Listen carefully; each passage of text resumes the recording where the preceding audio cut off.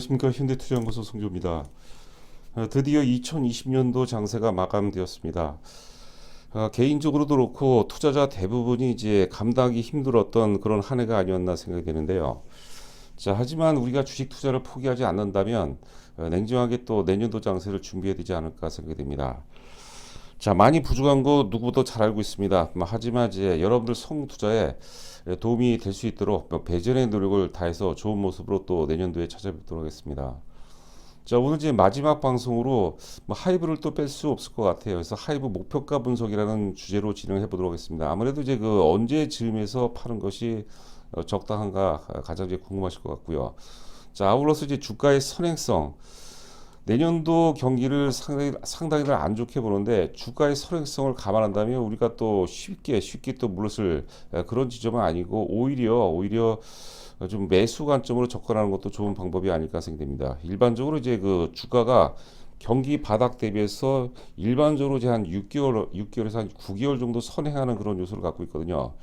내년도 이제 하반기, 상반기에는 좀 힘든데 하반기에는 좀 금리도 동결 혹은 이제 그 후반으로 갈수록 연말로 갈수록 이제 그 금리 인하 가능성이 있다고 얘기하는데, 그러니까 이제 상저하고들을 얘기 많이 하는데 그런 부분들이 지금 시장 조정 속에서 반영되는 그런 과정이 아닌가 생각되고요. 자, 두 번째는 이제 그 외환 시장이 상당히 이제 왜곡돼서 움직이고 있습니다. 지금 원화는 계속해서 강세를 보이는데 시장은 굉장히 좀 많이 빠지고 있어요. 그렇다면 결국은 이제 주식 시장이 외환 시장에 수렴하는 그런 과정이 이제 빠르면 연초 정도서부터 이제 강하게 좀 시장에서 좀 이슈가 될 가능성이 높지 않을까.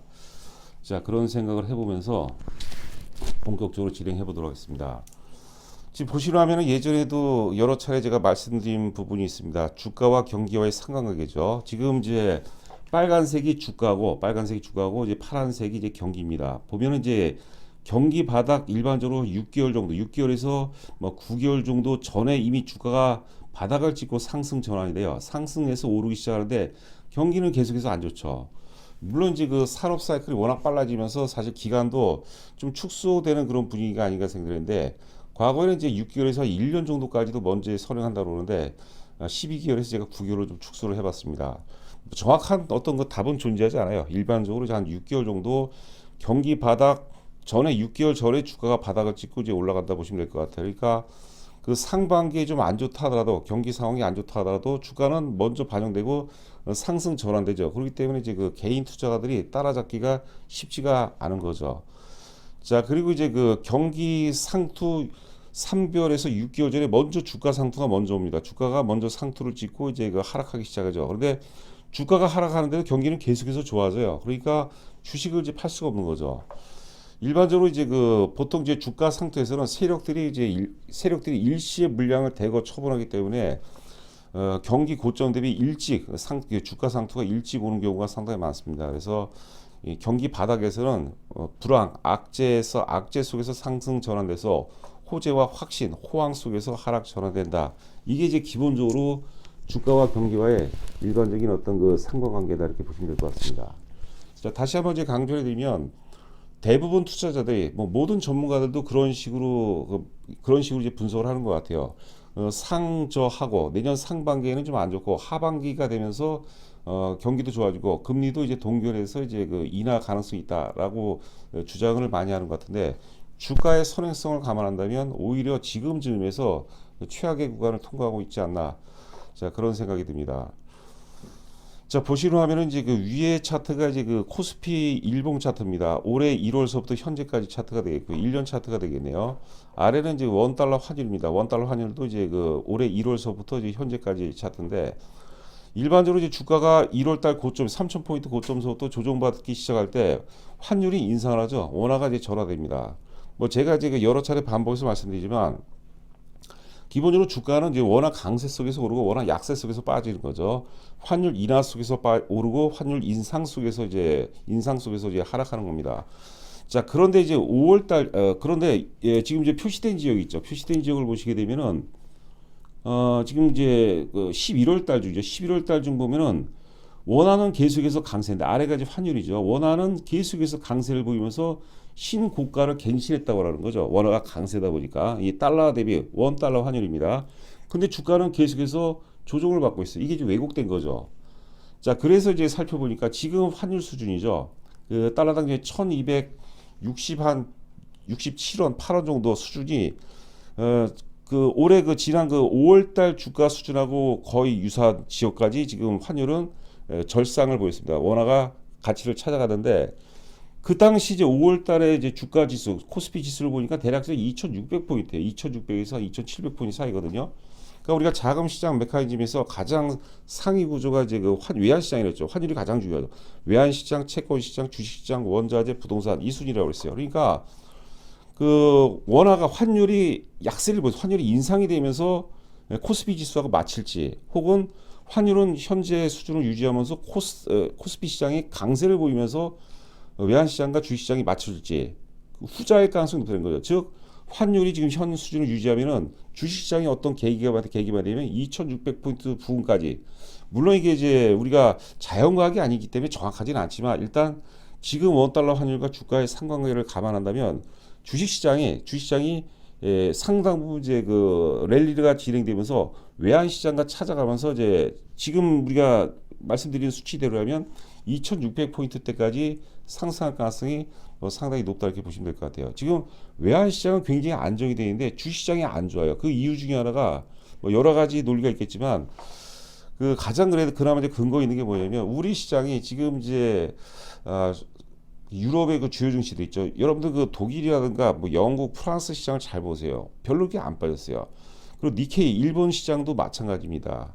일본 시장은 마찬가지. 유독 우리나라 증시가 특히 OECD 국가 중에서 가장 많이 빠진 축에 들죠. 그 이유가 뭐냐면 나스닥 시장하고 동조가 굉장히 커요. 거기에다가 이제 우리가 대외 의존도가 크다 보니까 미국 영향을 아무래도 좀 맞게 되는데 저는 이제 나스닥 시장하고 굉장히 동행 흐름을 보인다. 이게 이제 가장 이제 주 요인이라고 생각하는데 그렇기 때문에 나스닥이 지금 계속해서 지금 계속해서 하락세가 이어지고 있는데 내일 빠지면 모레는 상승 가능성이 있겠고 모레 또 빠지면 다음 날은 또 상승 가능성이 있겠죠. 그래서 조만간은 최소 뭐 기술적 반응이라도 나스닥 시장이 강세로 전환이 되게 되면 우리나라 증시도 뭐 상당 부분 어떤 그 랠리가 이어지면서 이제 원달러 환율과 주식시장과 원달러 환율이 같이 이제 그 어떤 그 눈높이를 맞추는 그런 어떤 그 작업이 전개될 가능성이 높지 않을까. 요거는 제가 이제 원달러 환율과 주가의 상관관계는 과거서부터 이제 나름대로 이제 많이 연구했던 부분이거든요. 자, 그다음 이제 보시는 화면은 미국 국채입니다. 국채. 최근에 주가가 이제 많이 그 조정을 받는 계기, 특히 미국 시장이나 우리나라 시장의 계기가 이제 10년 만기 채권 가격이 채권 수익률이 많이 올랐죠. 지난 12월 초에 이제 3.4% 정도에서 지금 3.8%대까지 제법 많이 올랐습니다. 자, 이거는 이제 그 3개월짜리 왼쪽은 이제 3개월짜리 차트고 오른쪽은 이제 3년 차트인데 사실 그 파동 이론에 대해서 신뢰를 안 한 분들도 계시는데 저는 제가 이걸 반드시 믿는다는 건 아니죠. 이걸 상당히 많이 참고를 해요. 그래서 일반적으로 이제 상승 오파가 지금 육안으로 보더라도 완성이 됐거든요. 그래서 최저 이제 0.53% 정도에서 이제 4.2%까지 지금 10년 만기 채권 수익률이 굉장히 많이 올랐는데 4.2% 정도에서 이제 오버슈팅이 이제 나왔다고 보고 최근에 반등세를 보이는데 이거는 뭐 낙폭 과대에 따른 어떤 기술적 반등 정도. 그래서 미국 그 10년 만기 채권도 오를 때까지 올랐기 때문에 더 이상은 뭐 추가적으로 다시 이제 4%대를 돌파할 가능성은 못한다는 건 아니지만 돌파할 가능성은 상당 부분 좀 희박하지 않나. 그러니까 미국 그 10년 만기 국채 기준으로 본다 하더라도 시장이 그래도 좀 그 상승 쪽으로 뭐 우호적이지 않나. 자, 그런 생각이 듭니다. 자, 지금 보시는 화면은 이제 그 WTI라고 그러죠. 서부 텍사스산 중진류가 되겠는데, 뭐 육안으로 보더라도 이건 주봉 차트입니다. 주봉 차트. 2020년 1월 달에, 최고점은 이제 3월 달이었습니다. 22년 이제 3월 달에 이제 오버슈팅이 나왔어요. 배럴당 130달러까지 가는데, 유가도 이제 완연하게 꺾였다고 보시면 될 것 같아요. 근데 이게 좀 이것도 이제 사실 복잡한 게 뭐냐면, 원래 주가는 유가 상승과 함께 올라가는 거예요. 근데 이번 시장은 이제 좀 왜곡된 거죠. 그렇죠. 여러 가지 복합 요인에 의해서 특히 이제 그 어떤 그 질병으로 인해서 그 전염병으로 전 세계적 전염병에서 엄청난 유동성을 공급했고 유동성에 의해서 그 주가라든가 이제 부동산이 먼저 어마어마한 버블을 만들고 버블이 깨지는 과정에서 이제 유가도 이제 오른 거기 때문에 왜곡된 부분인데 기본적으로는 뭐냐면 경기가 좋아져야 돼요. 경기가 좋아지면 이제 유가를 비롯한 원자재 수요가 많아지면서 이제 같이 주가하고 같이 오른 경우가 일반적이다 이렇게 보시면 될 것 같습니다. 자, 그리고 오늘 이제 전반적으로 이제 장 마지막 날 게임주들이 굉장히 강했습니다. 넷마블 같은 경우가 이제 뭐 장중에 거의 뭐 상한가 수준까지 가는 것이 아니냐 했는데 하여튼 그 한 20% 가까이 급등세를 보이는데, 자, 중국이 지금 그 우리 한국 게임 7종에 대해서 판호를 발급했다는 거죠. 뭐 게임 서비스를 허가했다는 게 될 것 같아요. 그러면서 오늘 하이브 강세도 그 연장선상이 아니냐. 오늘 그 엔터주 전반도 장이 이제 양시장 모두 거의 2%대까지 많이 빠졌는데, 하여튼 한알령 해제에 따른 기대감. 우리가 이제 그 케인즈 경제학에 보면은요, 유효 수요 이론이라고 있어요. 유효 수요 이론. 원래 그 유효 수요라는 게 뭐냐면 옛날 뉴딜 정책이거든요. 1929년도 대공황이 오니까 뉴딜 정책을 하면서 없었던 수요를 새로 만든 거죠. 구매력이 반드시 뒷받침되는 수요가 이제 우리가 뭐 포괄적으로 유효 수요라고 그러는데, 중국이란 게 과거 있었지만 지금 한알령 때문에 이제 다시 소멸됐던 시장인데, 한알령이 해제가 된다라면은 이제 새로운 수요가 확대되는 새로운 시장이 만들어지는 거죠. 우리가 급등주 논리를 보면은 새로운 시장이 만들어지면 그 새로운 시장에 이제 편입되는 그런 종목군들 중에서 이제 급등주들이 이제 많이 탄생이 됩니다. 물론 이제 사실 그 지금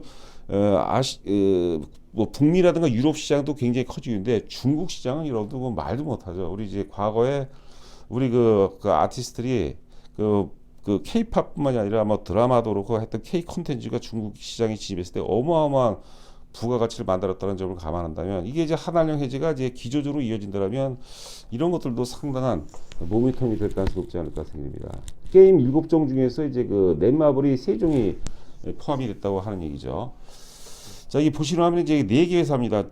맨 좌상단이 이제 하이브가 되겠고, 최근 한국투자증권 보고서입니다.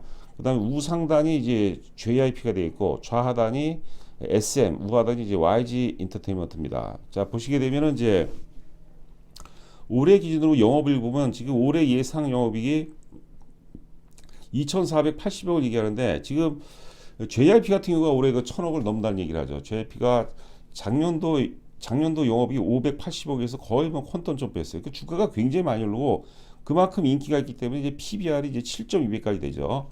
자, 하여튼 올해 기준으로 이거 기준으로 본다면 이제 하이브는 1.9배, 그리고 이제 JYP가 올해 예상 영업이 1,040억, 7.2배입니다. 이게 성장주. 그다음에 좌하단 SM이 올해 예상 영업이 이제 890억, PBR이 2.7배. 원래 그 엔터테인먼트는 사실 이익 기질이 좀 떨어져요. 사실 그래서 좀 리스크가 좀 있거든요. 그런데 이제 워낙 이제 K-팝, 한류 열풍이 강하기 때문에 지금 역사적 고점을 이제 거의 돌파하는 그런 파동이죠. 지금 뭐 잔파동에서 좀 눌림목 조정이 들어오곤 하는데 굉장한 힘이다 이렇게 보시면 될 것 같고. 자, 하여튼 그 SM이 작년도 680억에서 올해 그 890억이니까 선방을 했죠. 그다음에 이제 YG 엔터테인먼트는 상당히 못 가는데 그 이유가 뭐냐면 작년에 510억에서 올해 예상이 이제 540억입니다. 그 PBR이 2.0배예요. 그 제가 지금 이제 그 잠시 후에 지금 하이브 차트를 보면서 이제 목표가라든가 이제 그 뭐 나름의 어떤 전략에 대해서 말씀드려보도록 했는데, 하이브는 여러분들 제가 누차 말씀드리지만 하이브는 엔터주가 아니라 이제 플랫폼주라죠. 플랫폼주. 물론 이제 엔터 아티스트 IP를 바탕으로 근거로 한 이제 그 플랫폼주라는 그런 어떤 특이점이 있겠지만, 하여튼 회사 차원에서도 그렇고 이제 플랫폼주로 재평가를 받아야 돼요. 자, 그래서 막 PBR이 지금 최근에 주가가 올랐기 때문에 막 2배가 좀 넘을 겁니다. PBR이라는 게 이제 현재가가 바뀌니까 계속 바뀔 수밖에 없는데 한 2.2배 정도. 근데 저는 뭐 JYP 감안해서 지금은 매출이라든가 영업이익으로 따지면 단연코 하이브가 탑픽이죠. 감안하면 뭐 7배 정도까지 아니더라도 3배 이상 가야 돼요. 3배에서 3.5배 정도는 이제 가치를 평가 받아야 된다고 보는 거죠. 만약에 하이브라는 기업을 세우는데 1존이 들어갔어요. 1존이 들어갔는데 그 자리를 완전히 잡았죠. 수익 구조고 뭐 자리를 뭐 다 잡은 상태인데 그 회사를 1조에 살 수는 없는 거죠. 그렇죠? 그러니까 그 1조에 세운 회사라도 2조라든가 3조라든가 4조에 살 수 있는 거죠. 계속해서 부가치를 만드니까 그게 우리가 PBR 개념이라고 이제 보시면 될 것 같아요.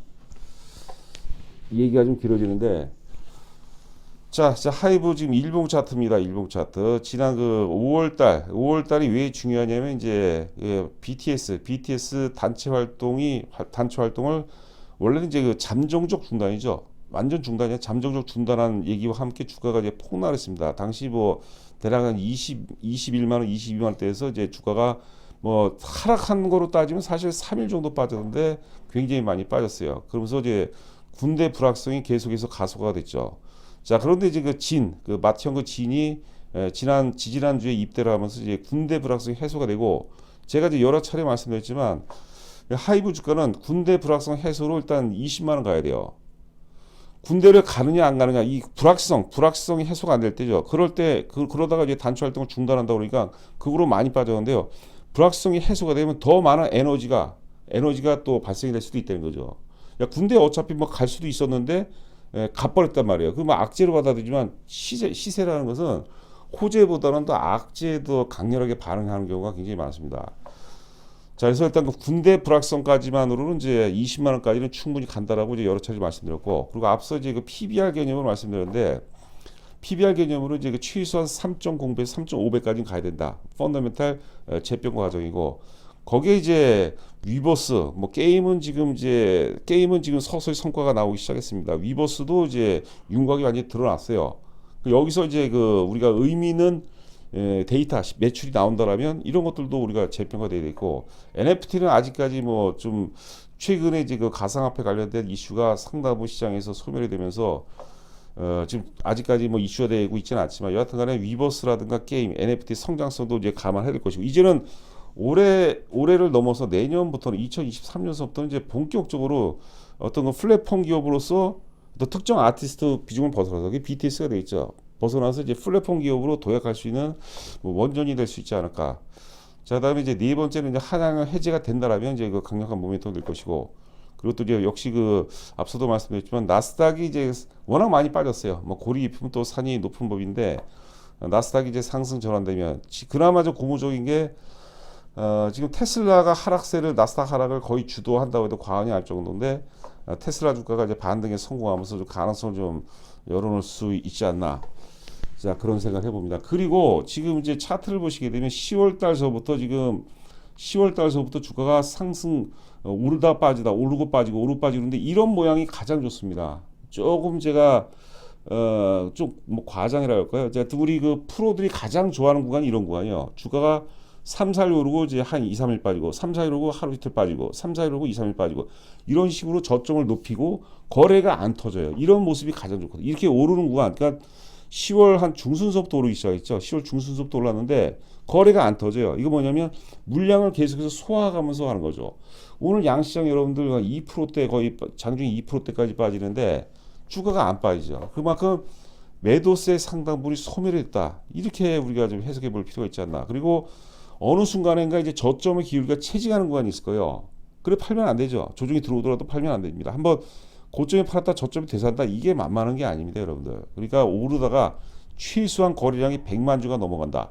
호재 속에서, 악재가 아니라 호재 속에서 저점의 기울기를 체증을 시키면서 거래량이 최소한 100만 주 이상 터진다. 그러면 그때 우리가 뭐 전량 매도할지 50% 매도할지 30% 매도할지, 일단은 거기서부터는 이제 우리가 나중에 되산다 하더라도 서서히 이제 매수 관점으로 뭐 접근해 볼 필요가 있지 않나 생각됩니다.